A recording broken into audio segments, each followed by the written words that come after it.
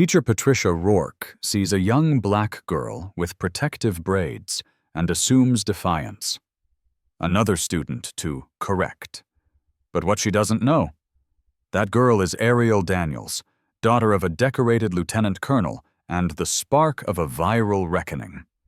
Stick around, because when the classroom door swings open and #TeacherTyrant ignites online, Patricia's golden badge won't shield her. It'll expose her. Justice isn't always loud. Sometimes it walks in wearing braids and leaves the system shaken. Curious about our global audience? Let us know where you're watching from and what time it is. Remember to subscribe for more content. Patricia Rourke's heels strike the linoleum like a judge's gavel as she marches down the hallway, scissors clutched in her trembling hand. The weight of 15 years of resentment propels her forward, each step echoing with the authority she's cultivated as head teacher. The school nurse trails behind, her hesitation only fueling Patricia Rourke's determination. "Those braids are coming out today," Patricia Rourke announces, her voice carrying the same stern authority that's kept students in line for decades. The protective box braids of Ariel Daniels have become a personal affront, a challenge to everything Patricia Rourke stands for. The memory of Lieutenant Colonel Naomi Daniels' defiance years ago burns fresh in her mind. The classroom door swings open with a thunderous bang. Patricia Rourke's entrance silences the chattering students, except for one phone camera that starts recording, a detail she dismisses with practiced superiority. Her target sits in the third row, those intricate braids catching the fluorescent light. "Miss Daniels, front and center." The girl rises slowly, her mother's military bearing evident in her straight spine. "Ms. Rourke, I have a medical exemption for my protective style." The words come out steady, but Patricia Rourke sees the fear beneath them. Good. "A medical exemption?" Patricia Rourke scoffs, fingering the scissors. "Your mother's rank doesn't grant special privileges here." The phone cameras multiply, but she's too focused on her imminent victory to notice. "Nurse Williams will remove these unauthorized additions." Something flickers in Ariel's eyes. Not fear, but the same defiance Patricia Rourke remembers in Naomi Daniels' face 15 years ago. The memory of that humiliation floods back. Lieutenant Colonel Daniels stepping into her office, questioning her methods, demanding changes. Never again. "Ms. Rourke?" A new voice cuts through her focus. "The superintendent is on the line. Something about trending on social media?" Her secretary's words barely register as Patricia Rourke grips the scissors tighter, advancing on Ariel. The class photo on her desk catches her eye. Perfect rows of uniformed students, a testament to her control. Except for that one braid-wearing child, disrupting her ordered world. The scissors feel heavier now, like the weight of her authority made metal. "Type control if you've ever felt your power challenged," echoes through her mind, imagining the social media storm brewing beyond these walls. But Patricia Rourke doesn't waver. She's maintained order through stricter measures before.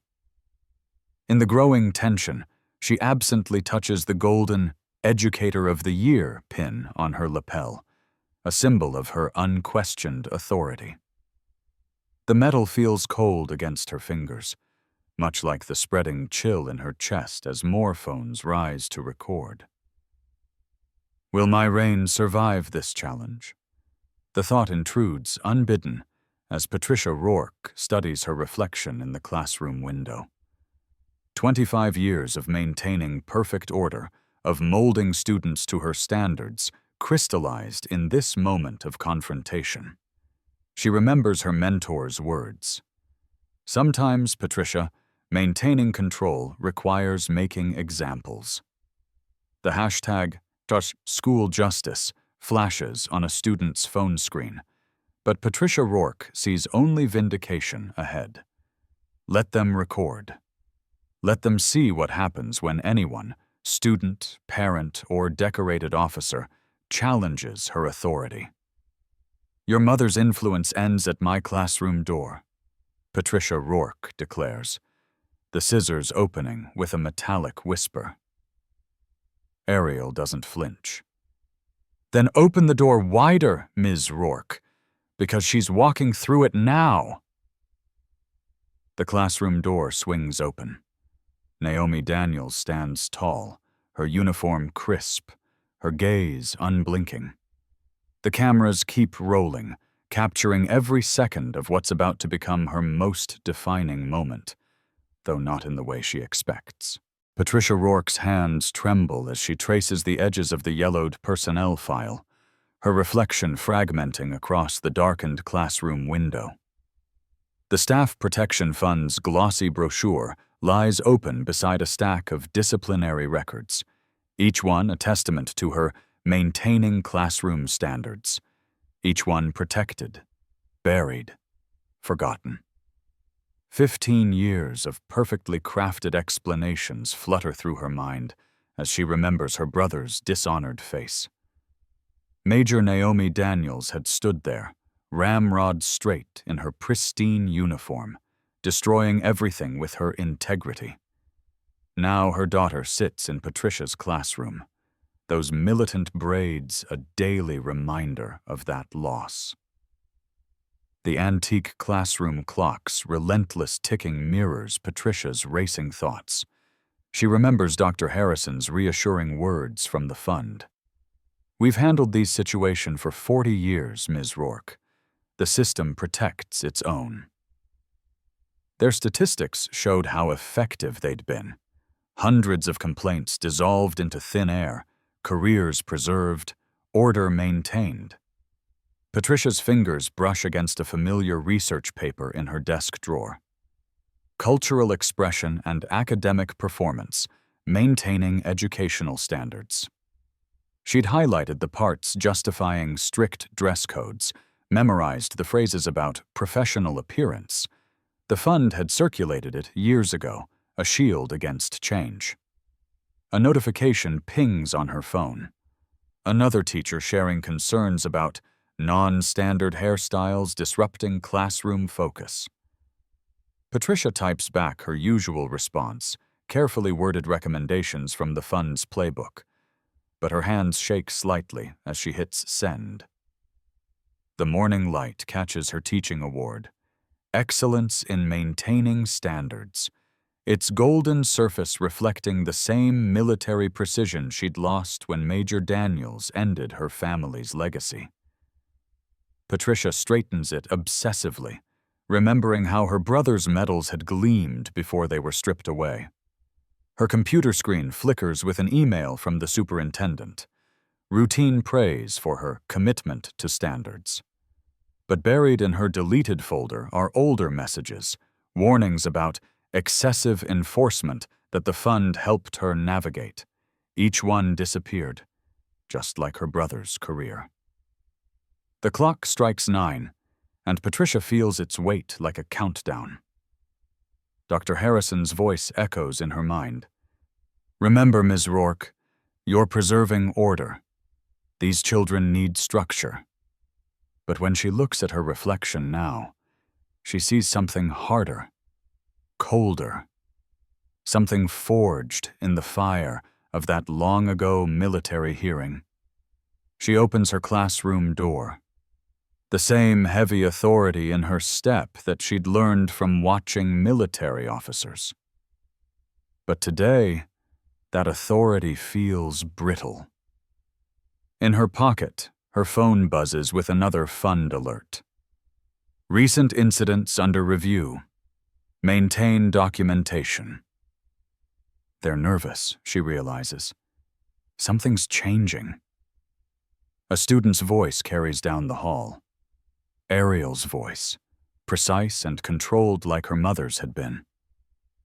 Patricia's hand clenches around her brass teacher's bell, its ring once comforting, now sounding too much like a warning. Type standards if you've seen power hide behind rules. The old yearbooks on her shelf tell a story in absences. Students who transferred, complaints that vanished, a system functioning exactly as designed.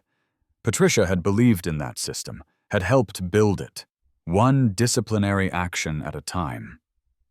But now, watching Ariel's perfect posture, her mother's strength shining through, something cracks in that belief. Her brother's last words to her echo. "You chose the wrong side, Pat." She'd dismissed him then, secure in her righteousness. But now, surrounded by the evidence of years of maintained standards, Patricia Rourke faces a terrifying question. What if he was right? The clock keeps ticking, measuring out the moments until her next class, until she must face Ariel again. Patricia's hands smooth her skirt, adjust her collar, small gestures of control that feel increasingly desperate. The fun's protection suddenly seems as fragile as the papers scattered across her desk, and just as likely to crumble. Patricia Rourke stares at her phone, her perfectly manicured nails trembling as she scrolls through an endless stream of social media posts. Teacher Tyrant has exploded across every platform, her face plastered beneath headlines that make her stomach churn. The empty classroom around her, usually her domain of absolute control, now feels like a tomb of her own making. Her teaching award plaque catches the afternoon light, and Patricia finds herself drawn to it like a moth to flame. "Distinguished Educator of the Year," she reads aloud, her voice cracking. For 23 years, this plaque has been her shield, her justification, her proof that her methods were right. Now it feels like evidence of her crimes. The school board meeting from this morning replays in her mind. She had walked in confident, chin high, certain her record would protect her. But then they came, one after another, former students, parents, even fellow teachers. Each story struck like a physical blow. "Ms. Rourke made my daughter cut her locks. Ms. Rourke sent my son home for his unprofessional natural hair. Ms. Rourke told me I wouldn't succeed unless I fixed my appearance." Her phone buzzes again. Another email from the superintendent. Patricia's hands shake so badly she nearly drops it. 3 more families have come forward with formal complaints. The investigation is expanding. Lieutenant Colonel Daniels has involved the ACLU. "It was about standards," Patricia whispers to her empty classroom, but the words sound hollow even to her own ears. She opens her desk drawer, pulling out her thick binder of dress code violations. 23 years of meticulous documentation of every student she'd corrected. What she once saw as a record of maintaining excellence now reads like a manifesto of discrimination. The school security footage of her confrontation with Ariel has gone viral. CNN picked it up an hour ago. Patricia watches herself on the small screen, sees the righteous anger in her own face as she demands Ariel remove her protective braids. The comment section is a flood of fury. "Who gave her the right?" This is what systemic racism looks like. How many children did she hurt before someone stood up to her? A knock at her classroom door makes her jump. It's Marcus, her most steadfast colleague of 15 years. He doesn't meet her eyes. "The parents are organizing a protest for tomorrow morning," he says flatly. "I thought you should know." He pauses, then adds, "I can't support you on this one, Patricia. I should have spoken up years ago." The door closes behind him with devastating finality. Patricia turns back to her plaque, running her fingers over the engraved letters.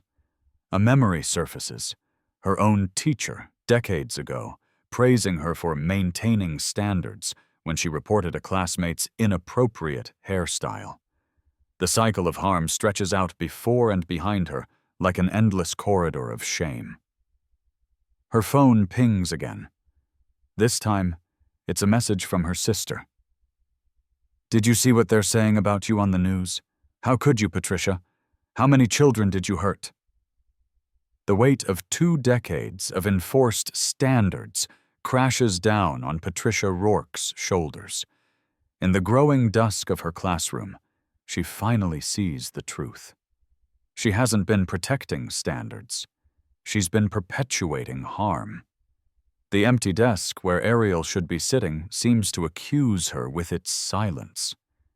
Type "standards fall" if you've ever witnessed someone's power crumble when their prejudice was exposed.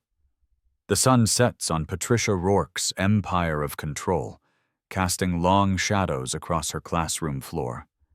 Tomorrow, she'll face the protesters, the school board, and Lieutenant Colonel Daniels again.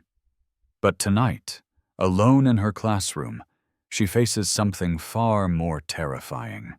The truth about herself reflected in that mocking plaque, and every empty desk that bears witness to her legacy of harm. The legal papers trembled in teacher Patricia Rourke's hands as she sat alone in her classroom, the afternoon sun casting harsh shadows across her desk. Where cheerful lesson plans once dominated, now lay damning evidence of her role in a system she'd championed for 23 years. Her throat tightened as she read complaint after complaint. Different names, different years, but the same pattern of discrimination she'd been blind to, or worse, complicit in. The school bell rang, its familiar tone now seeming to mock her. Through her classroom window, teacher Patricia Rourke watched protesters gathering, their signs bright against the autumn sky. "Justice for Ariel," read one, and her stomach lurched, remembering her hands in that child's hair, the power she'd felt in that moment of cruel authority. "Your union representative is here," Principal Matthews said from the doorway, his voice careful, distant. Teacher Patricia Rourke barely nodded, her fingers tracing the edge of her classroom rules poster. Rule 1, respect authority. The irony wasn't lost on her. The protesters' chants grew louder. "Hey, hey, ho, ho, discrimination has to go." Each word struck like an accusation. Teacher Patricia Rourke opened her drawer, pulling out the small, golden apple pin she'd received for Teacher of the Year. Once a symbol of pride, now it felt heavy with hypocrisy. "The Teachers' Defense Fund has assigned their best lawyer," Matthews continued. "They're confident they can protect you, maintain the status quo." He paused, waiting for her relief, her gratitude. Instead, teacher Patricia Rourke stood, her chair scraping against the linoleum. She walked to the window, watching a mother comfort her daughter wearing braids like Ariel's. The sight shot through her like lightning, illuminating 23 years of maintaining standards that had really been maintaining barriers. Her phone buzzed. Another news alert. The hashtag #RourkeResign was trending again, accompanied by security footage of that fateful day. Teacher Patricia Rourke watched herself on screen, saw the arrogance in her stance as she'd confronted Ariel, the casual cruelty of power unchecked. "I won't be needing the defense fund," she said, her voice stronger than she felt. "I need to speak to Lieutenant Colonel Daniels." Matthews stepped forward, alarmed. "Patricia, think about what you're doing. One incident doesn't define—" "But it does," Teacher Patricia Rourke interrupted, unpinning her golden apple. "This incident defines exactly who I've become, and who I refuse to be anymore." She placed the pin on her desk, next to the stack of complaints.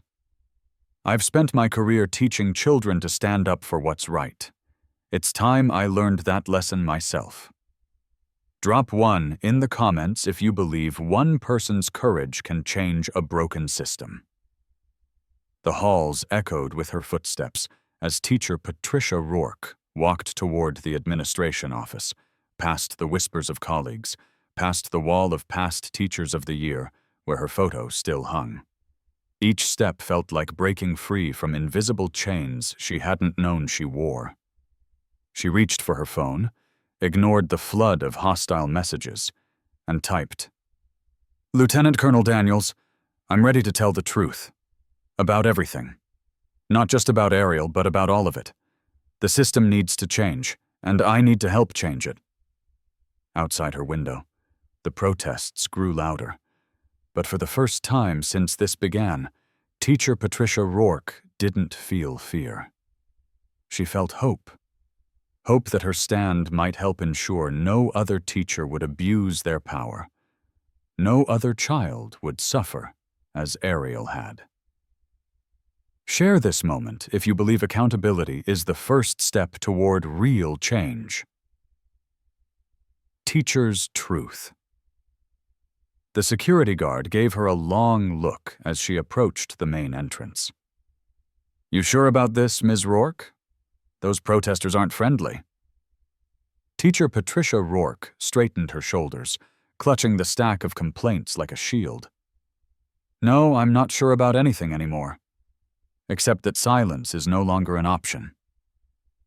She pushed open the doors, stepping into the bright afternoon light, ready to face the consequences of her actions and help build a better system from the ashes of the old. From beneath the harsh fluorescent lights of the school board chamber, I, Patricia Rourke, feel the weight of 2 decades of teaching crumble around me.